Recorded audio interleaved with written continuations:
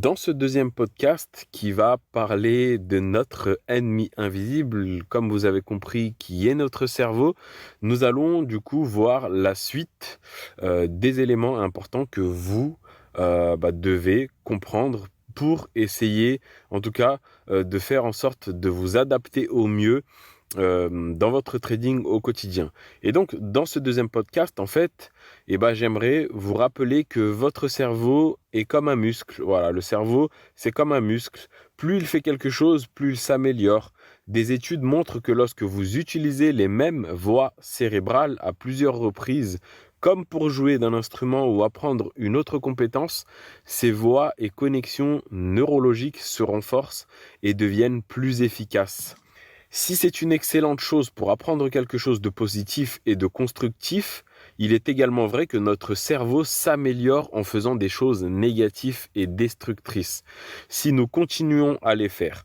Par exemple, si vous pensez constamment que vous avez peur de prendre l'avion et que vous regardez des vidéos d'accidents d'avion, vous entraînez votre cerveau à avoir plus peur de l'avion que vous ne le feriez autrement.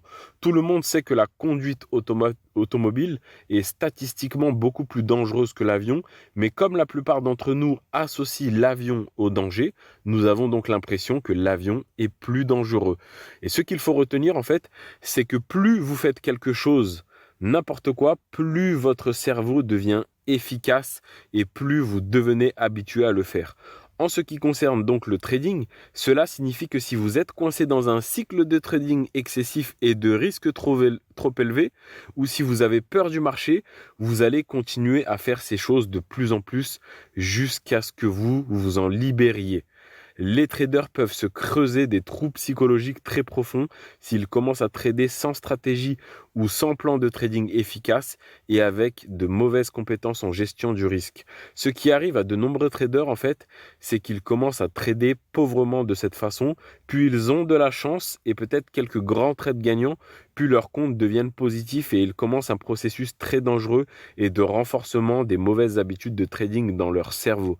Une fois que vous obtenez quelques récompenses aléatoires, c'est-à-dire des gros trades gagnants sur le marché, votre cerveau essaye de vous faire recréer ce que vous avez fait pour obtenir ces récompenses, qu'elles proviennent d'un comportement de trading positif ou négatif. Malheureusement, si un trader se comporte comme un joueur sur le marché et qu'il réalise quelques gros gains, il s'engage sur une pente très glissante, car le comportement du jeu s'incruste de plus en plus profondément dans ses voies neurologiques chaque jour où il investit de la sorte. Et dans ce dernier point de ce podcast, j'aimerais vous dire en fait que votre cerveau est souvent dans le chemin. Lorsque les systèmes cérébraux réflexifs et réfléchis ne sont pas en équilibre sur le marché, nous avons tendance à faire des erreurs. Et comme essayer continuellement de choisir le sommet d'une tendance haussière ou le creux d'une tendance baissière ou entrer juste au moment où le marché est sur le point de se retourner. Et en fait, ce sont des erreurs de trading émotionnel. La raison pour laquelle les gens font de telles choses sur les marchés est principalement qu'ils utilisent trop leurs instincts dans leur trading, ou plutôt ils laissent le mouvement du marché influencer leurs émotions de manière excessive. À l'inverse, les traders qui font trop appel à leur cerveau réfléchi risquent de trop analyser les marchés, de trop penser et de devenir craintifs, ce qui leur fait rater de très bonnes positions. Encore une fois, nous devons donc trouver un équilibre entre ces forces opposées dans notre cerveau.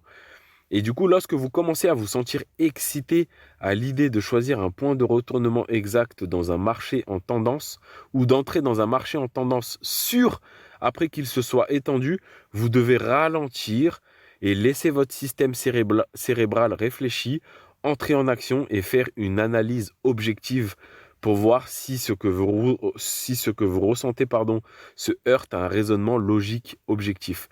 De la même manière, si vous lisez par exemple le Wall Street Journal et examinez chaque cadre temporel disponible sur vos graphiques, vous devez arrêter de penser et d'analyser autant et essayer simplement de vous mettre davantage au diapason du flux et de l'action des prix sur le graphique. Ensuite, après avoir utilisé les zones réflexives et réfléchies de votre cerveau, vous devriez être en mesure de prendre la meilleure décision. Voilà. Donc, je vous invite encore une fois à réécouter ces 2 audios qui vont ensemble, qui vont parler de notre cerveau, parce que toutes les réponses, entre guillemets, à vos questions, à tous les problèmes d'émotion qu'on peut avoir, à tous les problèmes d'excessivité qu'on peut avoir sur le marché ou à nos problèmes de non-gestion de notre gestion de risque, vont être en corrélation avec justement notre cerveau qui va prendre soit des décisions qui vont être justement trop excessives ou soit justement des décisions qui vont être trop réfléchies. Et du coup, en fait, il faut vraiment prendre en compte ces 2 éléments de notre cerveau et essayer de réfléchir avec notre zone réflexive et notre zone réfléchie. Voilà les amis, j'espère que cela va vous servir énormément et je vous dis à la prochaine.